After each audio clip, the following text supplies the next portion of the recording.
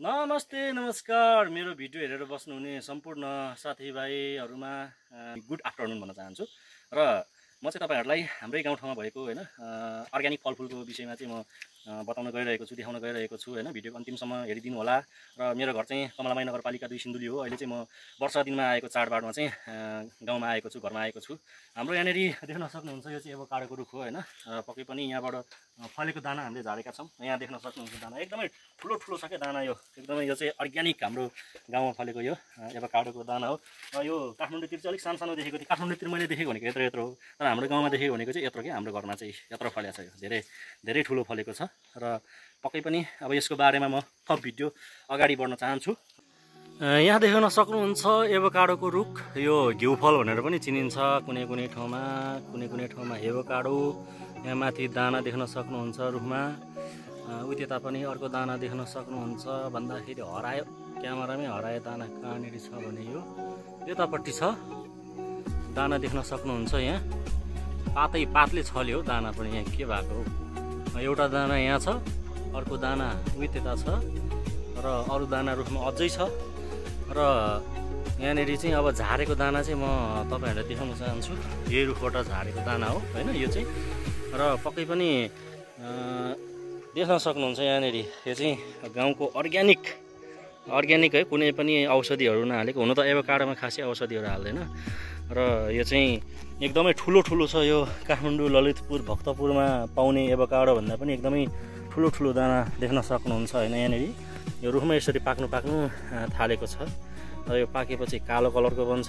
यो दाना एकदमै ठुलो छ के यो, किनकि यो नयाँ रुख पनि हो र नयाँ रुख भएर पनि ठुलो दाना फलेको होला। र पछि यो बोट छिपिँदै गइसके पछाडि चाहिँ यसरी सानो दाना पनि फल्छ। यो चाहिँ पाक्न थालेको यो, र यो चाहिँ एकदमै स्वास्थ्यवर्धक खानेकुरा हो, स्वास्थ्यवर्धक। र यसलाई चाहिँ कतिपयले मन पराउँदैन, कतिपयले चाहिँ यसको स्वाद बसिसके पछाडि मन पराउँछ हैन। र यसको चाहिँ पक्कै पनि सलादको रूपमा पनि खान सकिन्छ यसको दानालाई।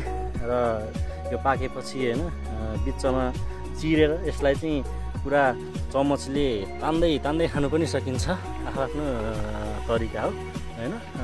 कुनै चाहिँ यसरी सानो पनि छ एउटै रुखमा, यो चाहिँ धेरै सानो छ र पछि चाहिँ यस्तै सानो हुन्छ होला बोट छिपेपछि। तर अहिले यो दुईटा दानामा कम्पेयर गरी हेर्नुहोस् आकाश पातालको फरक छ। यो कत्रो छ भनेदेखि यो कत्रो छ है हैन एकदमै। र पक्कै पनि राम्रो दानाहरू हैन एकदमै छ यहाँ, यो धेरै राम्रो छ। तर मलाई चाहिँ मन पर्छ, मिठो लाग्छ हैन पक्कै पनि। र यसरी एक साइडबाट पाक्न सुरु भएको छ र कुनै किरा लाएर होला, तर कुहिएको चाहिँ हैन दाग लगाइदिएछ। जुनार सुन्तलामा पनि त्यही दाग लगाउँछ। हाम्रो गाउँ चाहिँ खासमा जुनार सुन्तलाको लागि प्रख्यात ठाउँ हो, तर अहिले स्याहार नपुगेको हुनाले जुनार सुन्तला चाहिँ खासै छैन। सानो बोटहरू पछि रोपेको बोटहरू मात्रै छ र पहिलाको पुरानो बोटमा पनि फलिरहेको छ भने यो चाहिँ एभोकाडोको कुरा गर्दै थिएँ मैले। र एभोकाडोको रुख मेन रुख यो पहिला रोपेको, त्यस पछाडि यहाँ सानो अर्को सानो पनि देख्न सक्नुहुन्छ र अर्को सानो पनि देख्न सक्नुहुन्छ। यो सानोमा चाहिँ फलेको छ है बरु, यसमा चाहिँ 2-3 दाना थियो, अरू हिजो टिप्यो, लास्ट दाना बोटमै पाक्छ भनेर राखेको, पाक्न सुरु भइसकेको छ।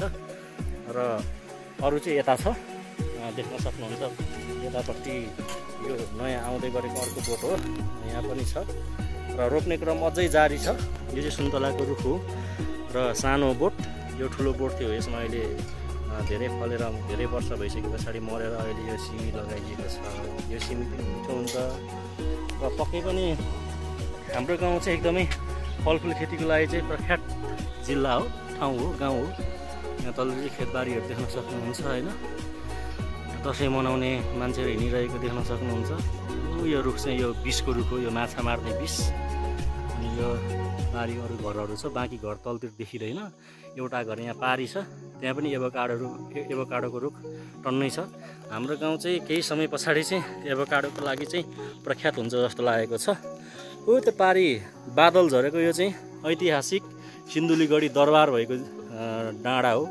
पक्कै पनि यो बादलभित्र चाहिँ सिन्धुलीको ऐतिहासिक दरबार छ।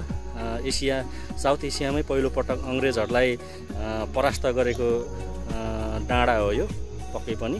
र यही डाँडाको मुनिबाट चाहिँ काठमाडौँ छिर्ने बिपी हाइवे छ, बिपी राजमार्ग। र यो सिन्कौली रुखहरू पनि छ यतातिर टन्नै। हाम्रो चाहिँ फलफुलको लागि चाहिँ धेरै नै राम्रो ठाउँ हो होइन। अब देख्न सक्नुहुन्छ यहाँ तल निबुवा, यो मर्नु आँटेको रुखमा पनि निबुवा यसरी फलिरहेको छ क्या यो एकदमै। र अनि मेन चाहिँ हाम्रो कफी पनि अहिले पछिल्लो समयमा कफी लगाउने मानिसहरू पनि धेरै नै बढेको छ हाम्रो गाउँमा। यो कफीको दाना देख्न सक्नुहुन्छ एकदमै मजाले फलिरहेको छ। र यो कफी चाहिँ सुकाएर बिक्री गर्ने हो र आफैले पनि फ्राई गरेर चाहिँ खाने गरेका छौँ। र यो चाहिँ झाडुको रुख हो, यो थाक्री भन्छ हाम्रो स्थानीय भाषामा। र यहाँ कफीको रुखहरू अझै पनि यतापट्टि छ होइन। यो तलतिर पनि थियो, यो बाँस ढलेर आएर पुरेछ हावाले। र यता पनि छ, पुरै कफी नै कफी छ देख्न सक्नुहुन्छ। र यो चाहिँ हाम्रो गाई गोठ जाने गोरेटो बाटो हो। र यही गोरेटो बाटोबाट पनि अगाडि बढेपछि अन्य फलफुलको रुखहरू पनि छ होइन, लगाएको छ। यो क्याक्टस हो र यो जुनारको रुख हो, यो सानो रुख, यो पनि जुनारको रुख हो। यो रुख कटर, ज्याकफ्रुट भनिन्छ इङ्ग्लिसमा। यो रुख कटरको रुख हो, यहाँ एकदमै फल्छ र फलेर यो थाकेर बसिरहेको छ। यो जुनार घारी हो, यो पुरै यो तल भएको जति सब यो जुनारको रुखहरू भएको एरिया हो। र यहाँ सुन्तला, यता पनि छ सुन्तलाको रुख, यहाँ फलिरहेको छ देख्न सक्नुहुन्छ सुन्तला। यो चाहिँ एकदमै कुनै कुनै पाकेको छ, कुनै कुनै हरियो छ, कुनै कुनै किराले बिगारेको पनि छ। र यो चाहिँ म्याकाडुमिया हो कि म्याकाडुमी के भन्छ, यो चाहिँ कृषिबाट लिएर रोपेको फल हो। यो एकदमै हार्ड हुन्छ, यो यसको भित्र चाहिँ नरिवलको स्वाद जस्तो खानेकुरो पाउँछ। र यो चाहिँ इन्डियाबाट लिएर रोपेको यो खजुर हो कि यो के भन्छ त्यो रस खाने के पो भन्छ त्यसको नाम अहिले ठ्याक्कै याद भएन, त्यसको रुख हो यो। र यदि हजुरहरूलाई थाहा छ भने तल कमेन्टमा यसको नाम मेन्सन गर्नु होला। यो चाहिँ विकासे बडहरको रुख हो। यो चाहिँ ठुल्ठुलो दाना फल्छ र यो एकदमै खाने दाना फल्छ। यो हाम्रो जङ्गलतिर पाउने स्थानीय चाहिँ अलिकति बेसी भाले दाना फल्ने भएकोले खासै खानु पाइँदैन। र यो चाहिँ कागतीको रुख हो, यो लोकल कागती, एकदमै दबाई हुने हाम्रो पहिल्यै जमानादेखि नै बाबुबाजेको पालादेखिकै लोकल कागती हो। त्यहाँ चाहिँ छ यो लिचीको रुख हो। र यो लिचीको रुख चाहिँ पक्कै पनि देख्न सक्नुहुन्छ। यो चाहिँ तराईतिर हुने कुरा हो, तर हाम्रो गाउँमा नि टन्नै फल्छ। तर हाम्रो गाउँमा चाहिँ एकदमै प्रख्यात छ फलफुलको लागि चाहिँ यो इस्कुसको झाडी। पुरै यो एरिया चाहिँ इस्कुस छ हाम्रो, पुरै इस्कुस हो। यो तल चाहिँ खेतबारीहरू देख्न सक्नुहुन्छ। र हाम्रो गाउँ छिर्ने सडक भनेको यहाँबाट छ, पुरै माथि भन्ज्याङबाट छिरेर यो जङ्गलबाट निस्केर यहाँबाट आएर सर यो माथिबाट घुमेर गएर माथि स्कुल छ त्यहाँसम्म मात्रै छ अहिले सडक चाहिँ। अहिले स्कुल पनि गाडीले पुरिरहेको छ। र बाँकी भनेको अब यस्तै हो। अब उहाँ पारी जुनारको रुखहरू पारी पनि देख्न सक्नुहुन्छ, तर यहाँबाटको क्वालिटी राम्रो नभएको कारणले खासै यहाँ देखेको छैन। र अघि नै मैले तपाईँहरूलाई भनेको थिएँ तल पनि गाउँ छ तर नदेखेको भनेर। म थोरै त्यता पनि म तपाईँहरूलाई देखाउन चाहन्छु। यो चाहिँ केराको रुख हो। केरा त जता पनि भइहाल्छ, यो देखाउने कुरा आएन। र तल गाउँ भन्दाखेरि अलिअलि यो रुखहरूले छेडेर अलिअलि मात्रै देख्दो रहेछ यहाँ। यो चाहिँ तल गाउँले इष्टमित्रहरूको गाउँ हो। पारी चाहिँ यो खेतबारी हो। र यसपाल चाहिँ यहाँनिर कफी रोप्नु भनेर चाहिँ यहाँ धान नरोपेको हो। त्यो सिडदेखि पुछाडसम्म यहाँ कफी नै कफी रोप्ने प्लानिङमा हो। हाम्रो गाउँ चाहिँ एउटा भनौँ न पहिला चाहिँ त्यत्तिकै फलफुल खेतीहरू त्यत्तिकै अब आफू मात्रै खानको लागि गरिन्थ्यो भने अब हामी व्यावसायिक रूपमा चाहिँ गर्ने प्लानिङमा छौँ होइन। त्यसले गर्दाखेरि चाहिँ अब हामीले बिस्तारै योजनाहरूलाई अगाडि बढाउनेछौँ।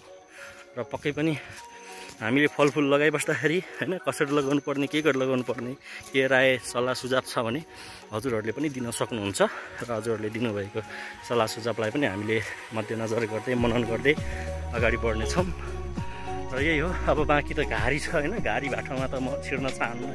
के अरे जुका आउँछ हाम्रोतिर, जुकाले टोक्छ होइन, सस्तोको रगत छैन। त्यही भएर हाम्रोतिर त भित्ता पनि केरा फल्छ यसरी।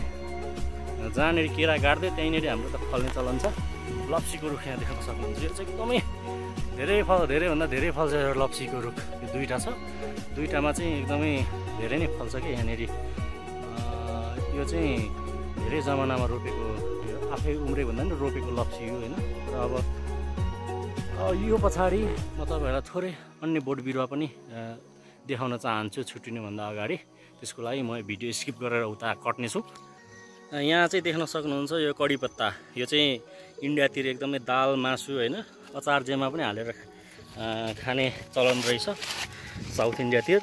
र यो चाहिँ काठमाडौँबाट लिएर रोपेको हो, ठुलो पनि भइसक्यो र यसको बिरुवाहरू भुइँभरि नै उम्रेको छ। यदि यो कडी पत्ताको बिरुवा चाहिन्छ भनेदेखि हामीलाई सम्पर्क गर्नु होला होइन। कमेन्ट बक्समा आफ्नो ठेगाना दिनुहोला, हामी सकुशल पुर्याइदिनेछौँ।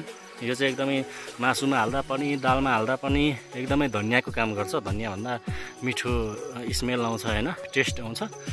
र यो चाहिँ जैतुनको रुख हो।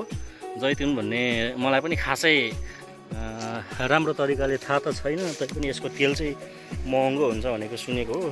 यो जैतुनको रुख हो यो चाहिँ, र यसको तेल खोइ केमा काम लाग्छ त्यो पनि थाहा छैन। हाम्रो बुवाले लिएर रोप्नु भएको रहेछ।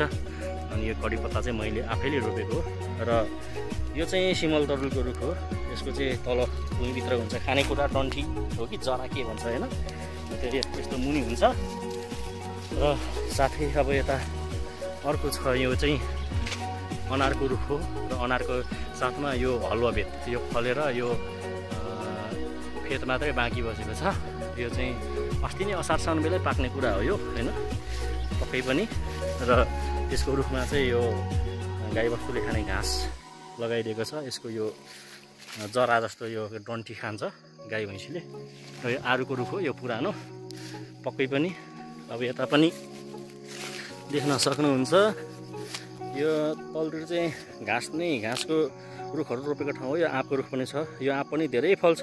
यसपालि चाहिँ फलेको रहेनछ, अब आगो फल्छ होला। अघिल्लो साल चाहिँ धेरै फलेको थियो। र यो विष हो, यो घाँस पनि हुन्छ। र यसको बोक्रा ताछेर खोलामा लगेर माछालाई दुवालो थुनेर हाल्यो भने माछा ठहरै मर्छ यो चाहिँ। अनि यो मेन्दोला घारी, मेन्दोलाको रुख यो चाहिँ।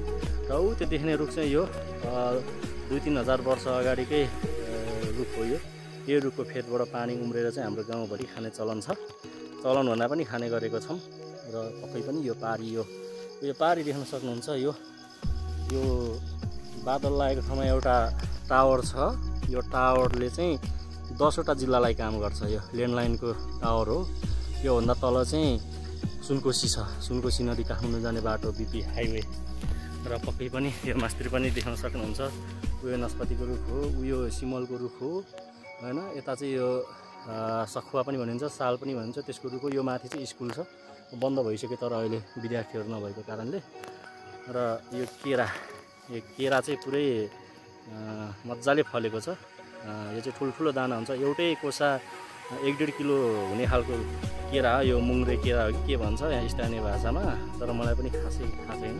तर दाना चाहिँ धेरै ठुल्ठुलो हुन्छ, कोसा भनौँ न।